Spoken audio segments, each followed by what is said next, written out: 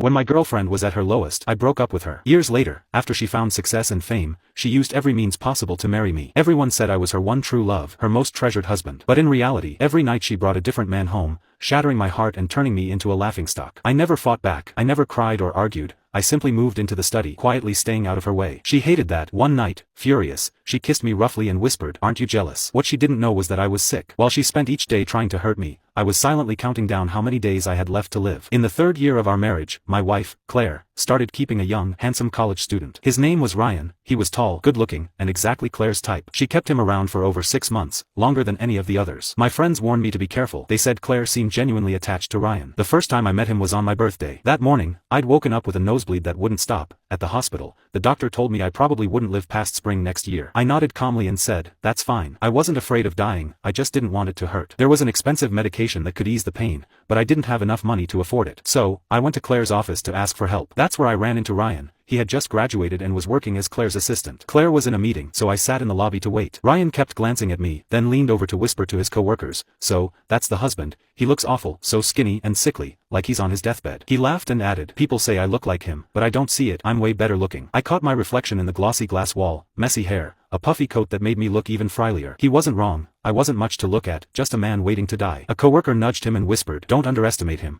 If he cleaned up, you wouldn't even compare. And don't forget, Claire loves him. If you piss him off, she'll destroy you." Ryan wasn't convinced. He rolled his eyes and smirked. He brought me a cup of tea and asked mockingly, "So, Mr. Baker, why is Claire making you wait so long?" "It's weird, whenever I stop by, no matter how busy she is, she always makes time for me. She says I'm her priority." He smiled smugly, and for a moment, I saw a bit of my younger self in him. I thought about it. Claire did treat Ryan differently. She'd had countless lovers over the years, using them as pawns in her game to provoke me. Every night, she brought home someone new, testing my limits. But she never kept them around for long, a day or two, maybe a week. She always got bored quickly. Ryan, though, was different. She spoiled him. She took him out to dinner, shopping, and movies. They acted like an ordinary, happy couple. She gave him money, but she also gave him affection. I looked at him and smiled gently. "If you're so important to her, why settle for being her dirty little secret? You should convince her to divorce me and marry you instead." Ryan's expression darkened instantly. He glared at me, his voice shaking with anger. "You're the one who's useless here. You only got to her first, but now, you're old, you're ugly. What could you possibly offer her?" His coworker hurried over, pulling him away,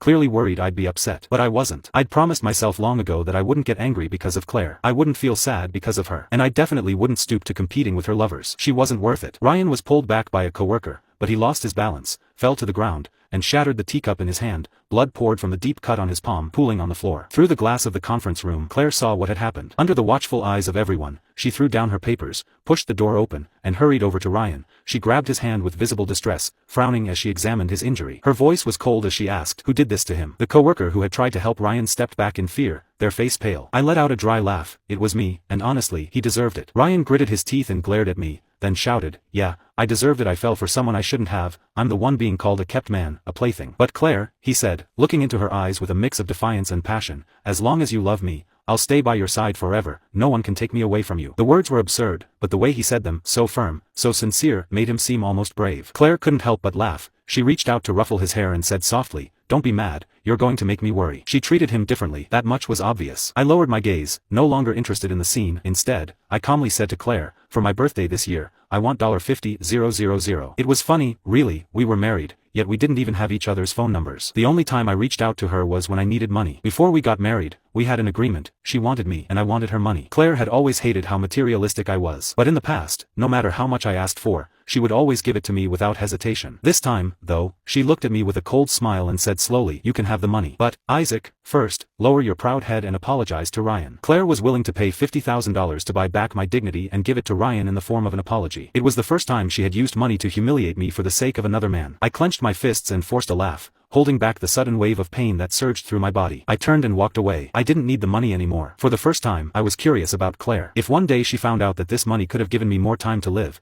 if she knew how much I'd suffered before I died, what kind of expression would she have then? I went home alone, curling up in bed in pain, drenched in a cold sweat. After taking a sleeping pill, I told myself, if I fall asleep, it won't hurt anymore. Half asleep, I dreamed of when I was 20 years old. Claire was dirt poor back then, but she loved me deeply. That year, on my birthday, I walked past a cafe and saw a couple sitting by the window. The boy was holding a white cake. It looked delicate, delicious, and expensive. I still remember the snow falling heavily that day. I scooped up a mound of snow, turned to Claire, and grinned. Claire, doesn't this look like a cake? She bit her lip, pulled me into her arms, and held me tight. She didn't let me see the tears welling up in her eyes. 3 days later, she showed up outside my dorm with a cake. When I saw the frostbite on her fingers, my eyes turned red with anger. Through gritted teeth, I told her, Claire, your hands are meant for reading and writing, not for ruining just to make me happy. I said I didn't deserve such an expensive cake. She frowned and immediately shot back, Isaac, you're the best person in the world, you deserve all the good things it has to offer. That day, I ate the entire cake through tears. I don't even remember what it tasted like anymore. I just know that after that, I never had a cake that tasted better. I slept for a long time. Half conscious, I heard my phone ringing. When I picked it up, Claire's voice came through. Isaac, she said. I smiled faintly, my voice soft as I replied, Claire, it's snowing, I want cake. Before she could respond, I turned over and fell back into a deep sleep. I slept until the middle of the night when hunger woke me up. I went to the kitchen to find something to eat, only to realize Claire had come back. She had bought Ryan a big house. They lived there together. He cooked for her, made her laugh, and waited for her to come home. Claire seemed happy. She hadn't been back here in a long time. She leaned lazily against the floor-to-ceiling window, her eyes fixed on me. I kept my head down and walked past her, only for her to grab my arm. Frowning, she asked softly, why have you lost so much weight? Her tone was gentle, almost like she still cared about me. For a moment, I froze before yanking my arm away and snapping, Claire, what's wrong with you now? She glanced at her empty hand,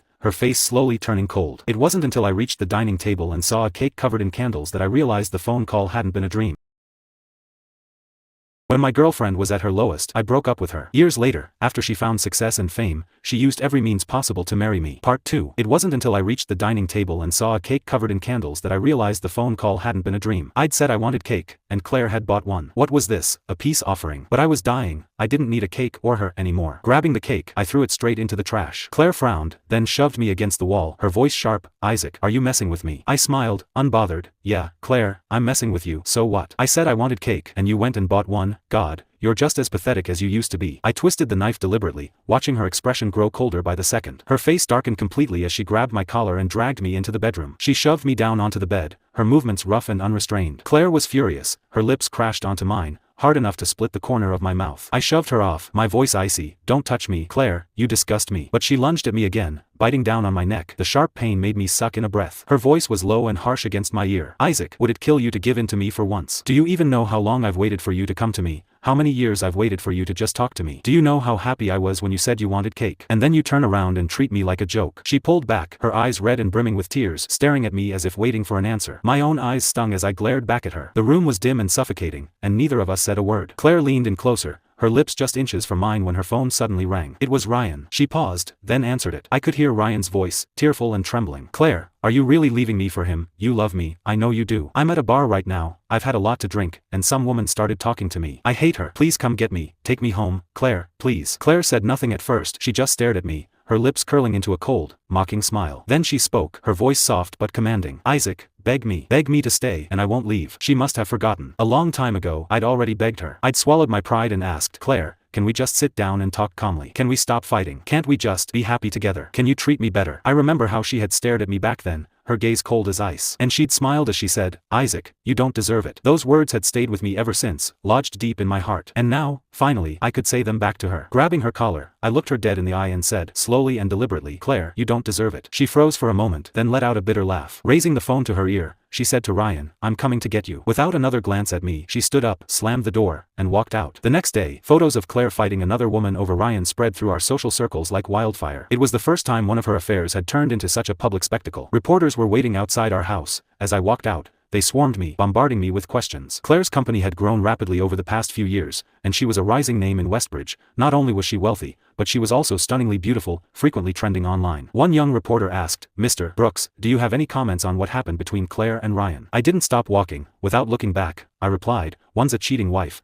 and the other's the kind of man who knowingly gets involved with one. What do you want me to say? The reporter followed me, persistent. But I heard that when Claire was at her lowest, you dumped her for money. Then, when she became successful, you guilt-tripped her into marrying you. Now that she's found true love with Ryan, who's clearly a better match, you're clinging to the title of her husband and calling him a homewrecker. Don't you think you're the real problem here? I stopped, turned around, and gave him a cold smile. Grabbing the badge hanging around his neck, I read his name and flipped it over. On the back, there was a student ID from Hillside University. Calmly, I asked, you're Ryan's friend, aren't you? Everyone in these circles knows Claire did whatever it took to marry me. You think I wanted to marry her? Or are you here on his behalf, trying to sling mud at me so your buddy can successfully take my place?" The reporter's face paled. He snatched his badge back and stammered, "I am Ryan's friend, but I'm a journalist. Everything I say is fair and objective." "If you really didn't want to marry her," he continued, regaining his composure, "then why haven't you divorced her now that she's fallen for someone else?" I smirked, about to respond, but then I felt a familiar warmth trickling from my nose. Blood. Someone sneered, "Mr. Brooks keeps saying he doesn't care, that he was forced into this marriage, but look at him, so stressed out he's giving himself nosebleeds." I wiped the blood from my lips with my finger and said evenly, "I'm not stressed, I'm sick, dying. Actually, nosebleeds are common these days." The crowd fell silent, the mocking smiles disappeared. Only the young reporter kept talking. "Oh, come on, quit the act, a nosebleed makes you a dying man now. You're just trying to play the sympathy card. I can't stand guys like you, always playing the victim, using every dirty trick in the book. You make us all look bad." With that, he turned and walked away. Something about his retreating figure reminded me of Ryan.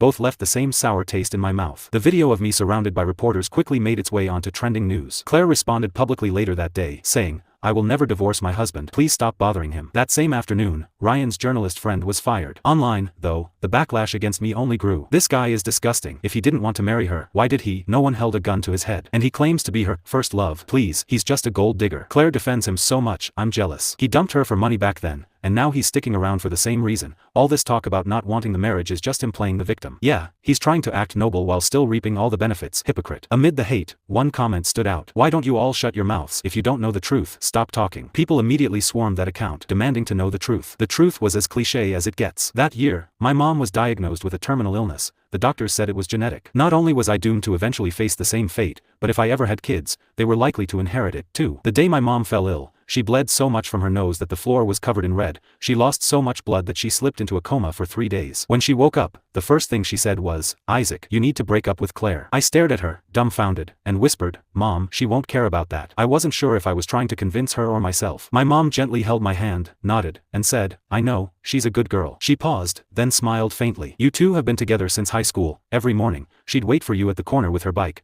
Did you think I didn't notice? I remember once, she bought you a sandwich for breakfast. It cost all her bucks. You were so clueless and greedy." She lied and said she'd already eaten, and you believed her, happily devouring the sandwich while she went hungry. She didn't have much back then. Her parents were divorced, and she was practically an orphan. That $12 might have been her entire day's budget, and she didn't even hesitate to spend it on you. I thought to myself, my son is lucky to have found someone so good. She's smart, kind, and wonderful in every way. But because she's so good, I can't let her waste her life on you. That same year, Claire's grandmother fell ill and was hospitalized. They were incredibly close. Her grandmother had raised her. Claire was already overwhelmed trying to pay for the medical bills. My mom said women's hearts are fragile. If Claire lost her grandmother and me, it would destroy her. I clenched my fists, and after a long silence, I whispered, "Mom, I can't let her go." Those words broke me. Tears poured down my face. I can't let her go. Even 10 years later, thinking about it still makes my chest ache. I bought my mom's favorite persimmons and planned to visit her grave one last time. I was dying. I needed to tell her that I wouldn't be coming back anymore. Before heading to the cemetery, I decided to stop by Claire's office to retrieve something. When my mom was alive, she adored Claire. That was back when she was still healthy, and Claire and I were deeply in love. One year, my mom visited a temple and brought back 2 porcelain dolls for good luck. Inside the boy doll, she tucked my birth date. Inside the girl doll, she tucked Claire's. They were supposed to protect us, keep us healthy and ensure that we'd always stay together. My mom asked me to give Claire her doll, but Claire didn't want the one meant for her.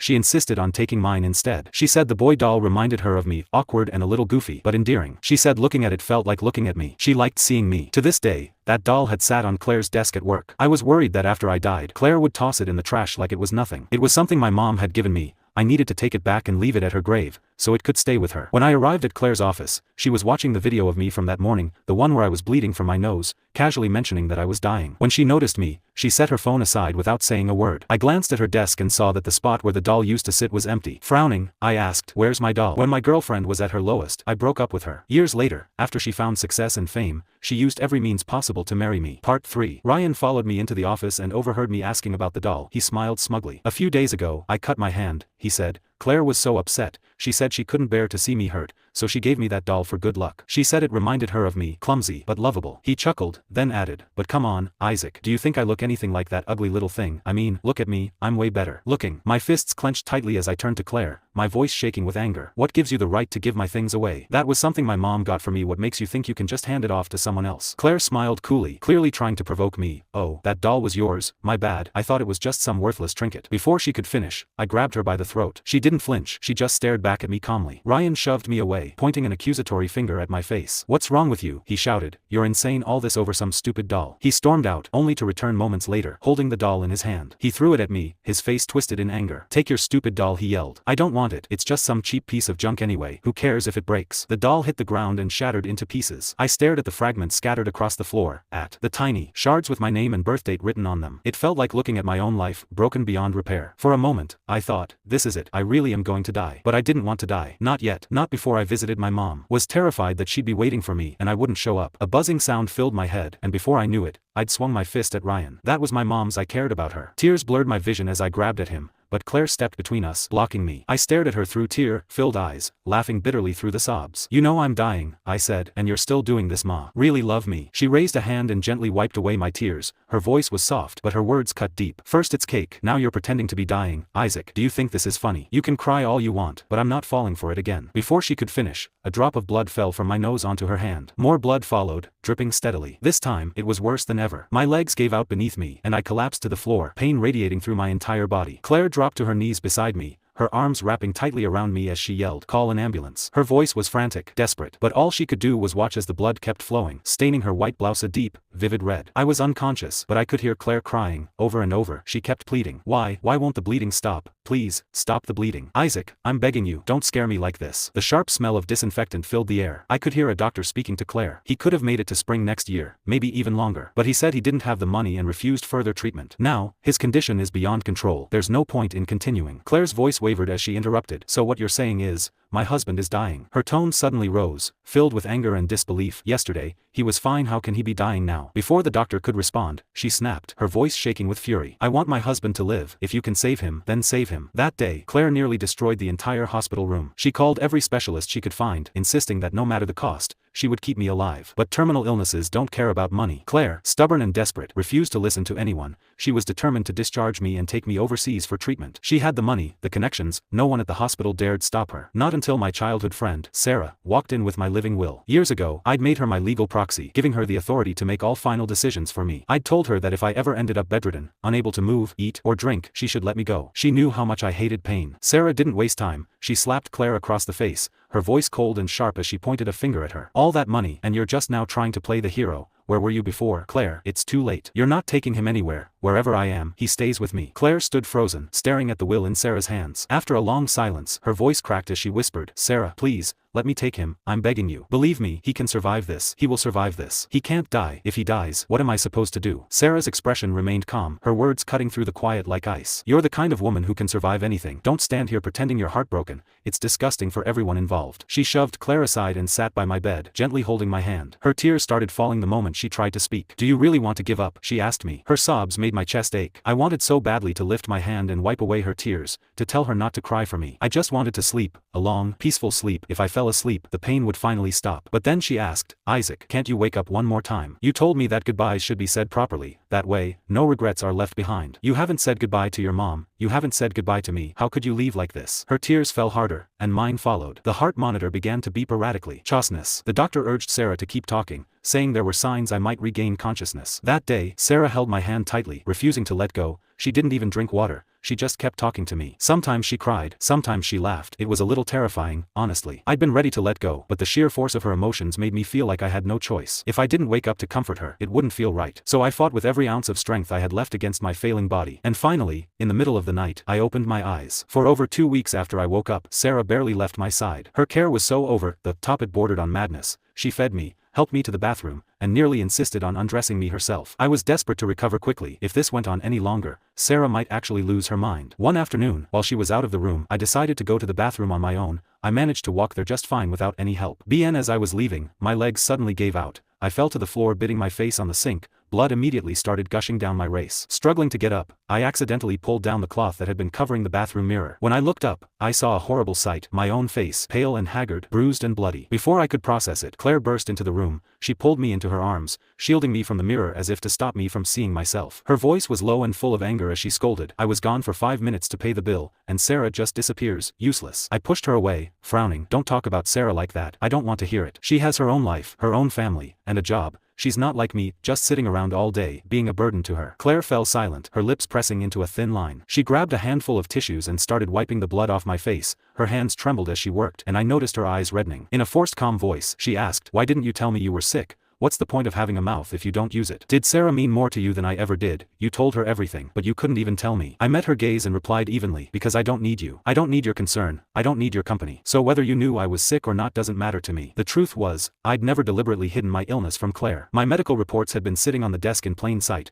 If she'd bothered to look, she would have seen them. But during the months when my body was wasting away, Ryan had entered her life. He was younger, more handsome, and far more charming than I could ever hope to be. For him, Claire stopped coming home at night. She didn't see me collapse on the floor, writhing in pain. She didn't see me cry in fear as I called the doctor, begging for help. A single tear fell from Claire's cheek onto the back of my hand. She turned her head away, her voice filled with bitterness. "Of course, Isaac, you're so great, aren't you? You can just toss me aside whenever you feel like it, tell me to leave, and I have to leave. I get it, you don't need me, fine." After a long pause, her voice broke as she whispered, "But I need you." Claire still didn't know why I broke up with her all those years ago. When she came back, successful and radiant, asking me to marry her, I owed her an explanation. I'd planned to tell her everything. I wanted to explain that all the cruel things I'd said during our breakup were lies. She was amazing, she deserved the best man in the world, someone who could give me a nappy family, neat me children, a lyre tree of poverty and illness. I'd practiced those words countless times, perfecting them so I could smile as I told her, "I wish you happiness." But no one knows how many nights I cried in the dark, how much I regretted that the man who could have spent forever by her side wasn't me. When I finally mustered the courage to tell her, she was at a lounge for a business meeting. Her voice over the phone sounded tipsy, so I decided to check on her.